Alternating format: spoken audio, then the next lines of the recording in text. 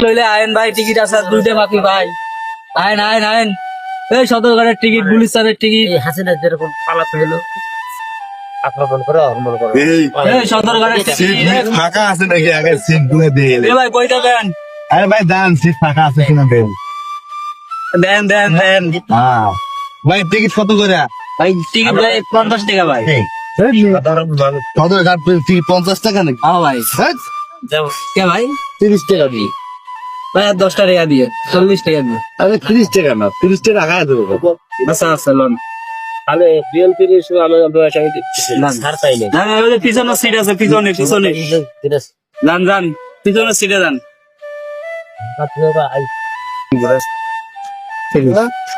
কেসের টিকিট দিল রে, এনে ঘুরবো না উপর দিয়ে যাবো না নিচ দিয়ে যাবো, আমি তো কিছুই বুঝি না। হ্যাঁ, টাকাটাই মনে হয় বেতা হয়ে গেল দেওয়াটাই। টাকাটা ফেরত নিতে হবে। কোন দিক দিয়ে সদরঘাট যাবো আমি তো রাস্তায় পাই।